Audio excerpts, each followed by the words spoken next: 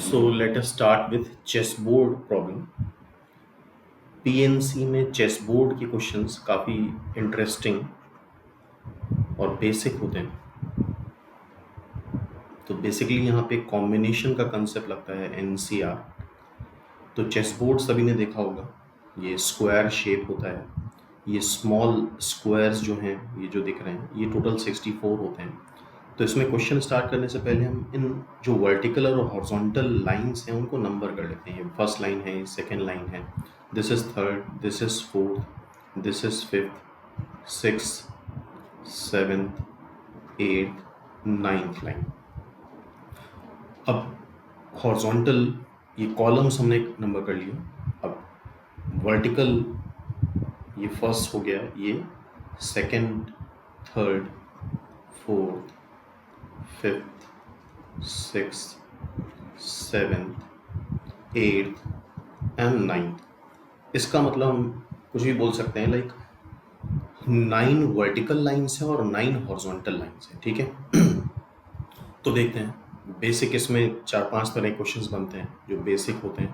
तो पहला example, find number of squares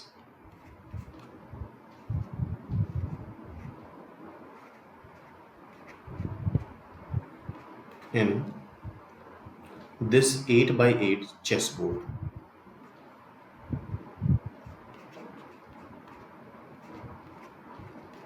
okay, तो नंबर ऑफ स्क्वायर्स बताने 8x8 चेसबोर्ड, शायद इतना बेसिक पता होगा लोगों को। ये सारे स्मॉल स्क्वायर्स अगर हम देखें और अभी जो बात कर रहे हैं, जितने भी स्मॉल स्क्वायर्स की बात करें, ये यूनिट स्क्वायर हैं, दीज आर टोटल 64। इसकी सिंपल काउंटिंग कर सकते हो, पहला स्क्वायर ये हो गया, दूसरा स्क्वायर ये हो गया, तीसरा, चौथा, पाँचवां, छठा, सातवां, आठवां, और टोटल ये कितनी रोज हैं? 8 रोज हैं। तो 8 + 8 टाइम्स ऐड करेंगे। 8 स्क्वायर पहली रो में, 8 स्क्वायर दूसरी रो में, और टोटल 8 स्क्वायर हो गए। टोटल 8 रोज हैं, तो 8 और इंटू 8 कर लेंगे, तो टोटल नंबर ऑफ स्क्वायर्स हो जाएंगे 8 × 8। या हम इसको ऐसे ही बोल सकते हैं काउंटिंग प्रिंसिपल से कि 8 + 8 + 8 8 बार कर लें तो 64 आएगा, या इन अदर वे 8 × 8। ठीक है। तो ये यूनिट स्क्वायर हो गए 1 by 1 के, 1 यूनिट लेंथ, 1 यूनिट ब्रेथ। ठीक है। तो सिर्फ यही स्क्वायर नहीं है, यहाँ पे देखोगे 2 by 2 साइज के भी स्क्वायर्स हैं। लाइक ये स्क्वायर देखो,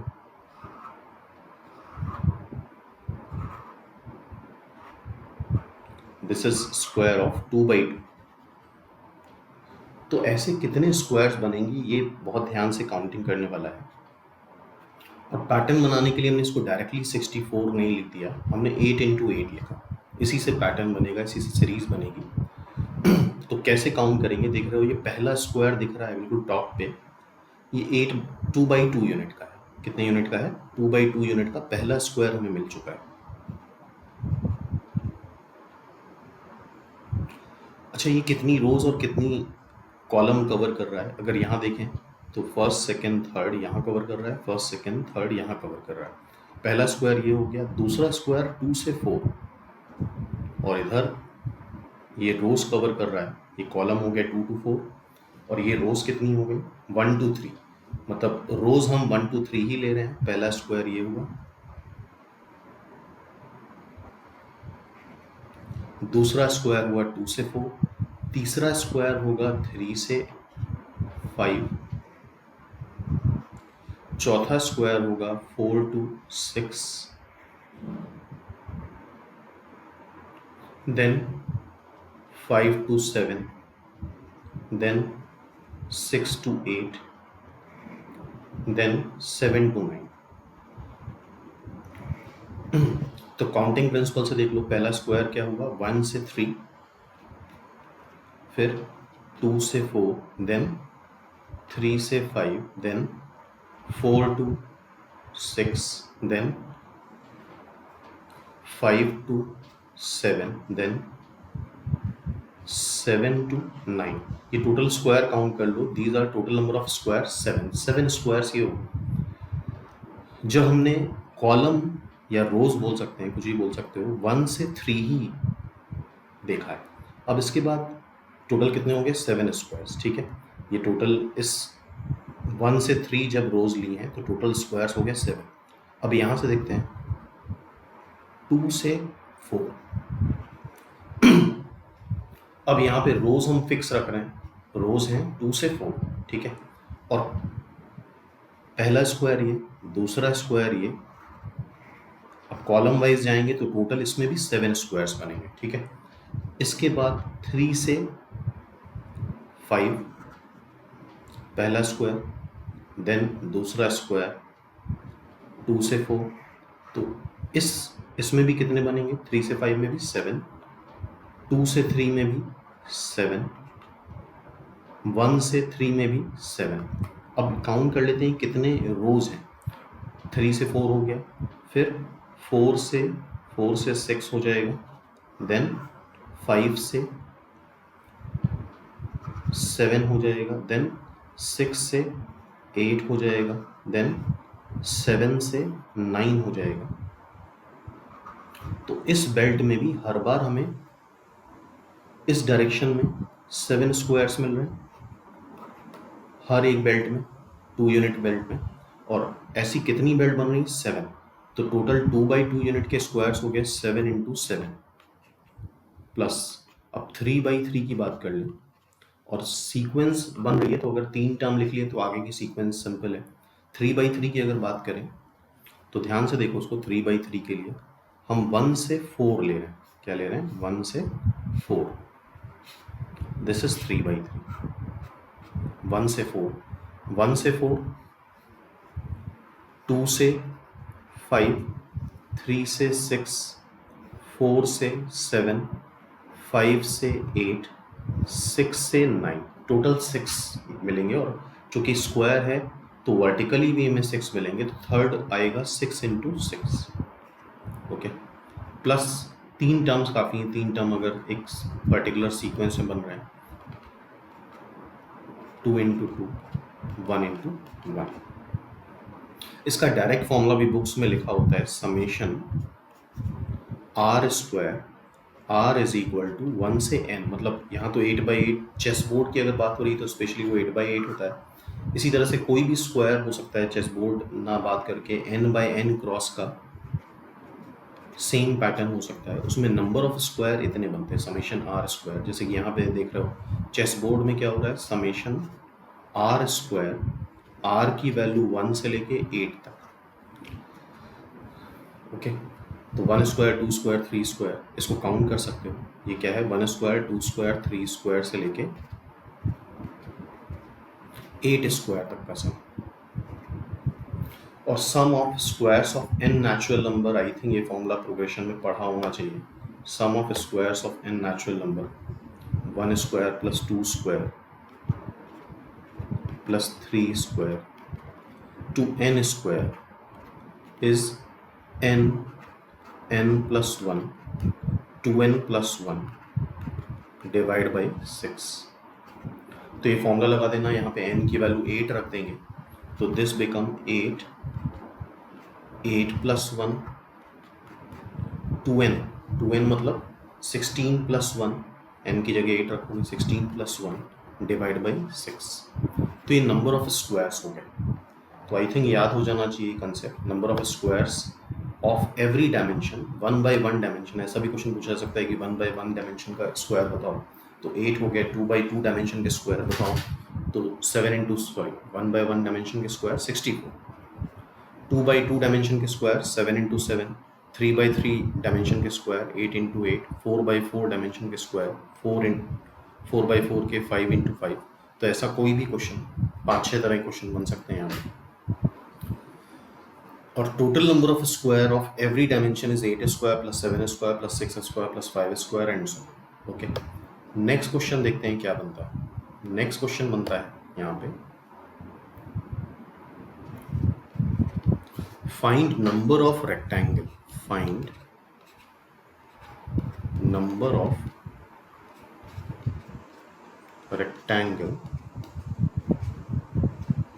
of every dimension, of every dimension मतलब r × r, r की वैल्यू कुछ भी हो सकती है 1 से लेके 8 तक।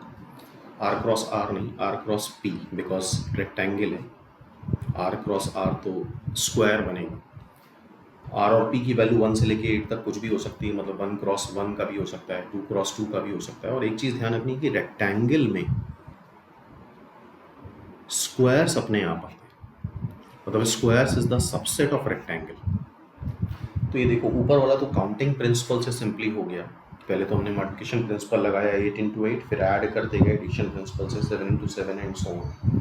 यहाँ पे इस तरह से काउंटिंग नहीं हो पाती, क्योंकि रेक्टेंगल देख लो कई तरह के रेक्टेंगल बनेंगे। लाइक ये भी एक रेक्टेंगल बन रहा है, दिस इज ए रेक्टेंगल, या कई तरह के रेक्टेंगल।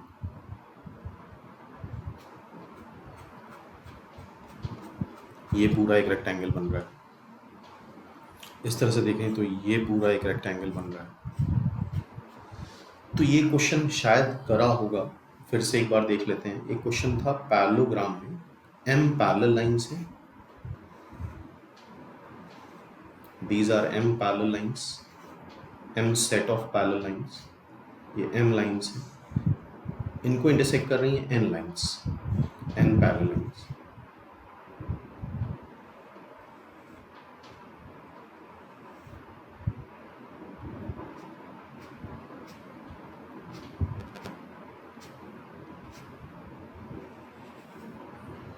तो पूछा गया था इसमें कितने नंबर ऑफ पैरेललोग्राम बनेंगे। क्या बनेगा?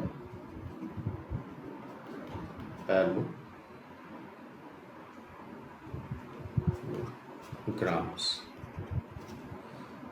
तो उस क्वेश्चन में ये था कि हमने m में से, ये जो m लाइन से इनमें से कोई भी दो सेलेक्ट कर लो, पहली और चौथी सेलेक्ट कर लो, और इनमें से कोई भी दो सेलेक्ट कर लो, पहली और दूसरी। तो देख रहे हो ये पैरेललोग्राम बन जाएगा।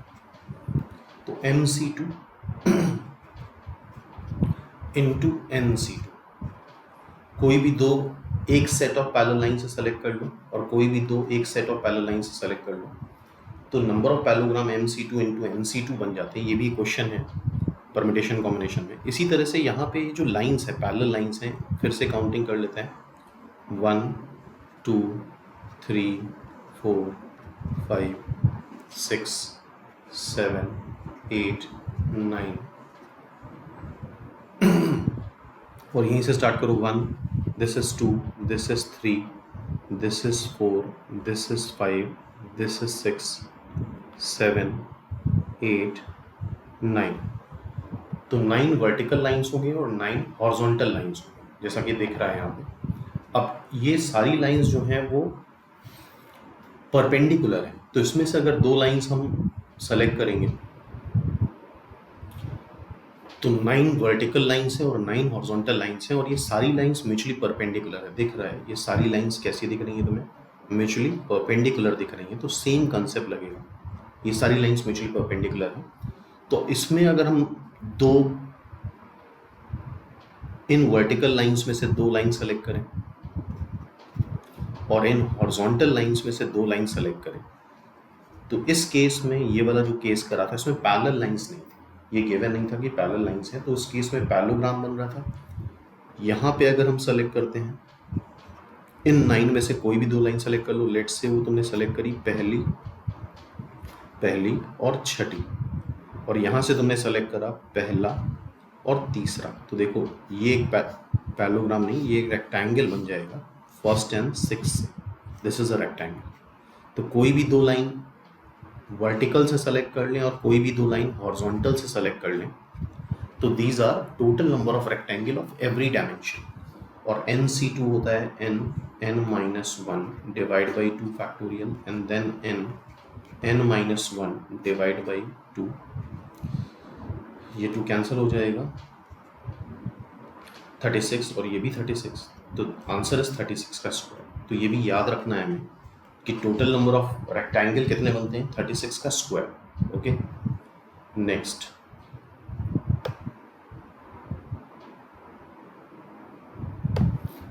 अब बात करते हैं।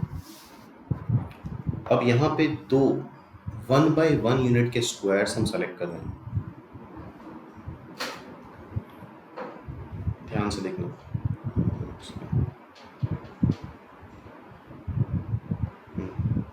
एग्जाम्पल,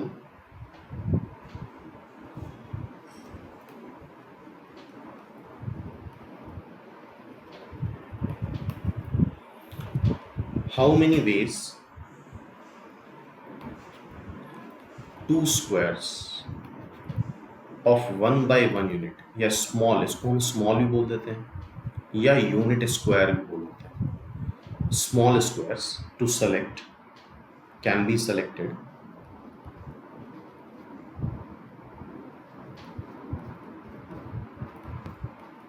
if they are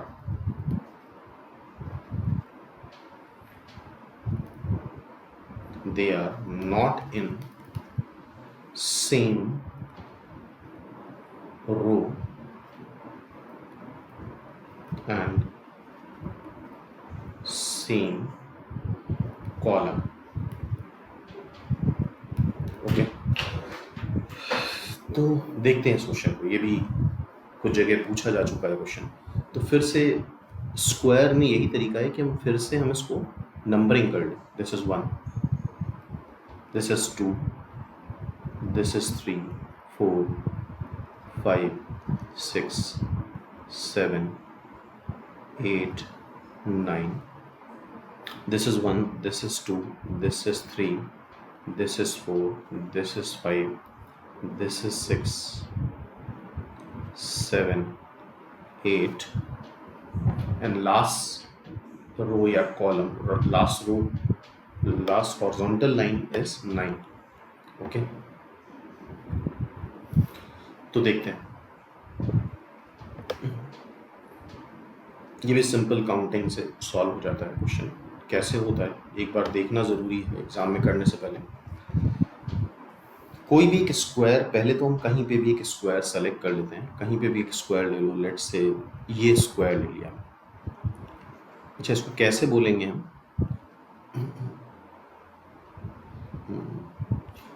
2, 3 के बीच का स्क्वायर है, या इसको बोल देते हैं 2, second square and third column, second square and third column.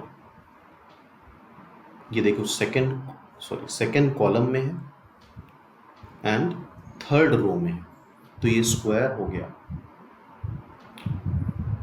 ये स्क्वायर हो गया थर्ड रो का, सेकेंड कॉलम का, थर्ड रो दिख रहा होगा एंड सेकेंड कॉलम। ठीक है, अब देखो एक स्क्वायर हमने कहीं पे भी एट रैंडम कहीं पे भी चूज कर लो। अब क्या बोला गया, क्वेश्चन में बोला गया जो दूसरा स्क्वायर आना चाहिए वो सेम रो और सेम कॉलम का नहीं आना चाहिए। इसका मतलब ये हुआ टोटल तो 64 स्क्वायर्स थे, सेम रो सेम कॉलम का नहीं आना चाहिए। इट मीन्स ये जो थर्ड रो है इसको ब्लॉक कर दो। इसमें कितने स्क्वायर हैं? 8। ओके, सेकेंड कॉलम को ब्लॉक कर दो, इसमें कितने स्क्वायर हैं? 8।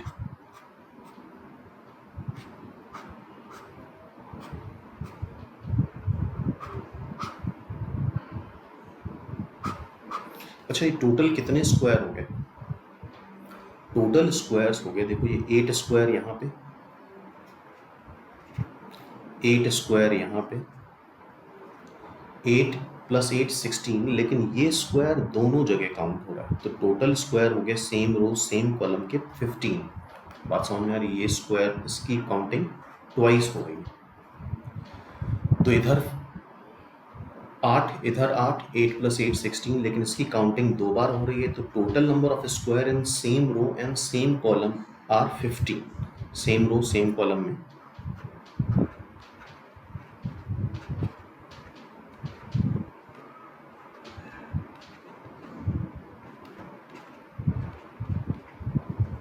कितने स्क्वायर हो गए? 15। एक स्क्वायर 64 में से कोई भी सेलेक्ट कर लो, 64 स्क्वायर है यूनिट, इसमें से कोई भी एक स्क्वायर सेलेक्ट कर लिया। अच्छा, दूसरा भी सेलेक्ट करना है, 2 स्क्वायर सेलेक्ट करने हैं। In how many ways we can select? Sorry, 2 squares, 2 squares जो कि सेम रो या सेम कॉलम में ना हो। तो काम अभी हमारा कंप्लीट हुआ नहीं। पहला स्क्वायर हमने सेलेक्ट कर लिया, एनी, एंड मतलब मल्टीप्लाई करना, और काम जब पूरा होता है तभी हम छोड़ते हैं इसको। तो पहला स्क्वायर आ गया, first square,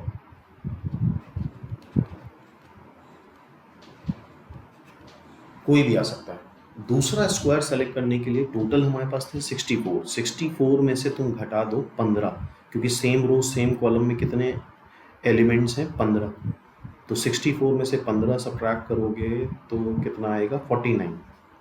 49 square. Second square हम सेलेक्ट कर सकते हैं 49 बेस से, तो ये हो गया 64 इंटू 49। ओके, तो जैसे हमने 3 2 सेलेक्ट करा, तुम कोई भी सेलेक्ट कर सकते हो इस तरह से, उस रो और उस कॉलम को छोड़ दोगे तो 15 एलिमेंट्स तुम्हें हटाने पड़ेंगे, तो दीज आर रिजल्टिंग 49 एलिमेंट्स। ठीक है, लेकिन अभी भी आंसर नहीं हुआ बिकॉज यहाँ पे रिपीटिशन हो गया है। देखो क्या रिपीटिशन हुआ है, हमने एक एलिमेंट सेलेक्ट करा S32, ठीक है, S32 सेलेक्ट करा, उसमें से 15 चॉइस हमने घटा दी, ना तो यहाँ से एक स्क्वायर ले रहे हैं ना यहाँ से स्क्वायर ले रहे हैं, तो कोई और आ सकता है, लाइक लेट्स से ये आ रहा है।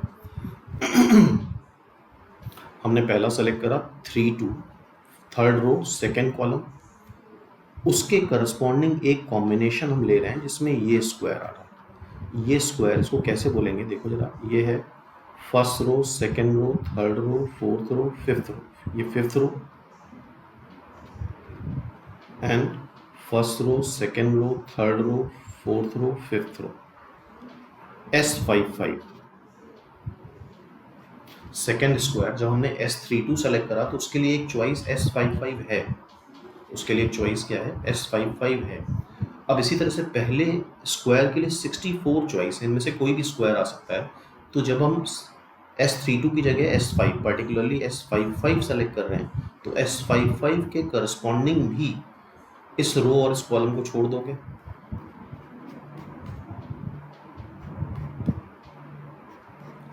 तो जब S55 सेलेक्ट करेंगे तो उसके करस्पॉन्डिंग S32 भी आएगा। इसका मतलब ये काउंटिंग 2 बार हो रही है, S32 के अकॉर्डिंग S55 आ रहा है, S32 जब ले रहे हैं 32 जब ले रहे हैं तो 55 भी आ रहा है, और जब हम पहला एलिमेंट 64 चॉइस से 55 लेंगे तो उसके करस्पॉन्डिंग 32 भी आएगा, तो हर एक पॉइंट काउंटिंग 2 बार हो रही है, तो डिवाइड बाई 2 फैक्टोरियल, 2 फैक्टोरियल या 2 बोल सकते हो, 64 इंटू 49 डिवाइड बाई 2, सिंपल। अच्छा, इसमें 3 स्क्वायर 4 स्क्वायर का भी बनता है, लेकिन बहुत कॉम्प्लिकेटेड होता जाता है, और लिमिटेड टाइम में जैसे 3 स्क्वायर्स सेलेक्ट करे जा रहे हैं तो ये फिर तीसरा स्क्वायर और लेते हैं, वो काफ़ी कॉम्प्लिकेटेड हो जाता है, क्योंकि तीसरा स्क्वायर यहाँ पे भी, सेकंड स्क्वायर यहाँ ले रहे हैं कि यहाँ ले रहे हैं, और डिवाइड बाई 3 फैक्टोरियल करना पड़ता है, क्योंकि उसमें 6 बार केसेस रिपीट होते हैं, तो वो कॉम्प्लिकेशन बढ़ता जाता है। फिलहाल अभी हम लोग सिर्फ बेसिक क्वेश्चंस ही देख रहे हैं, बेसिक क्वेश्चंस पे ध्यान दे रहे हैं। Next question, number of veg.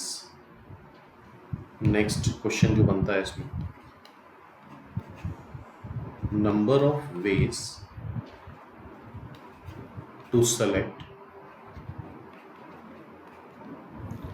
3 small squares if they have 3 squares, number of ways to select 3 small squares if they have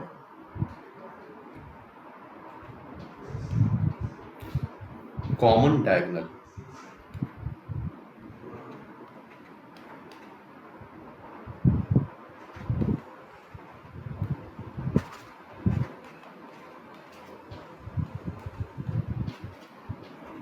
ठीक है, तो ये भी सिंपल क्वेश्चन है, लेकिन एग्जाम में करने से पहले एक बार किया होना ज़रूरी है, अदरवाइज इतना सोचना थोड़ा मुश्किल हो जाता है जल्दबाजी में।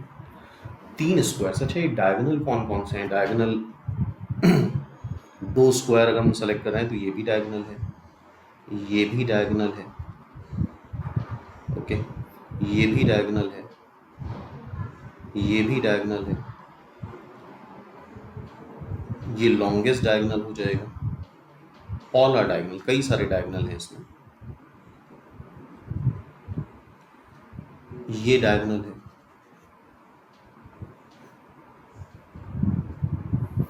तो बहुत सारे डायगोनल हैं, लेकिन 3 स्क्वायर्स लेने हैं जो कि सेम डायगोनल पे, ठीक है।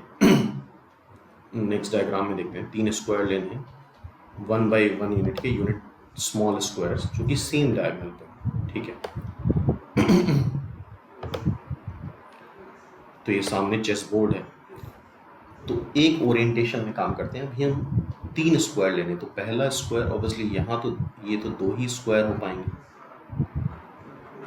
पहला स्क्वायर हम ये लेते हैं, पहले 3 स्क्वायर हम ये लेते हैं। पहला डायगोनल, पहला स्क्वायर, दूसरा स्क्वायर, तीसरा स्क्वायर, ये 3 ही स्क्वायर्स हैं और ये सेम डायगोनल पे हैं। तो 3 स्क्वायर्स में से 3 स्क्वायर सेलेक्ट करने के 3C3 वे, सिंपल, ओके। अब इसके बाद यहाँ पे आते हैं, देखते हैं कितने स्क्वायर्स हैं ये।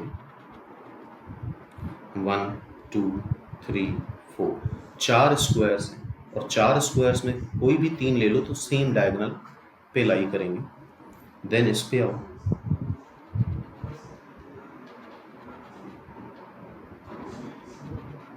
वन 2 3 4 5 स्क्वायर्स है सेम डायगोनल पे, तो 5C3।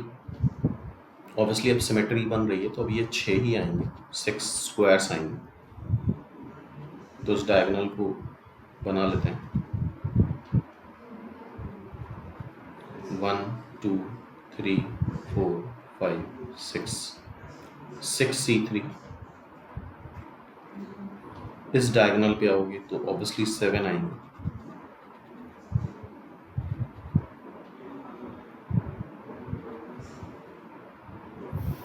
1 2 3 4 5 6 7C3, साथ में से कोई भी 3 ले लेते हैं।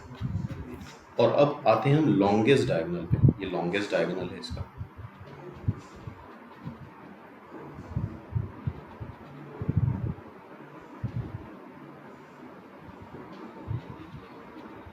ये लॉन्गेस्ट डायगोनल है, ऑब्वियसली यहाँ पे 8 स्क्वायर्स हैं तो 8C3, ओके। अच्छा, यहीं पे अब फिर से इस ओरिएंटेशन पे आओगे, यहाँ पे आओगे तो ये फिर से वही 3C3 4C3 5C3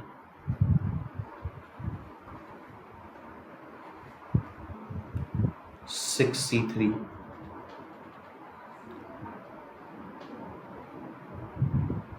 7C3। लेकिन जो लॉन्गेस्ट डायगोनल है ये तो अकेला है, ठीक है। तो ये जो 7 3 वाले, 3 square 4 square 5 square 6 square 7 square, ये फिर से रिपीट हो रहे हैं ट्वाइस। लेकिन ये जो स्क्वायर है 8C3, ये तो एक ही बार आ रहा है ना, सिंगल है, ठीक है। तो ये टोटल नंबर ऑफ स्क्वायर्स हो गए। लेकिन अभी इस ओरिएंटेशन पे भी आ सकते हो, यहाँ पे भी फिर से देखो, ये 3 स्क्वायर्स 4 स्क्वायर्स, इस डायगोनल में 4 स्क्वायर्स हैं, इस डायगोनल में 5 स्क्वायर्स हैं, एंड सो ऑन। तो इस ओरिएंटेशन में आ रहे हैं तो फिर से रिपीट हो रहा है, तो इसका भी ट्वाइस कर दो, इसका ट्वाइस, ठीक है। तो दिस इज द आंसर। तो ये कुछ बेसिक क्वेश्चन हो गए, और भी टाइप के क्वेश्चंस बनते हैं जो थोड़े से कॉम्प्लिकेटेड हो जाते हैं। तो अभी इस लेक्चर में यहीं तक देखते हैं।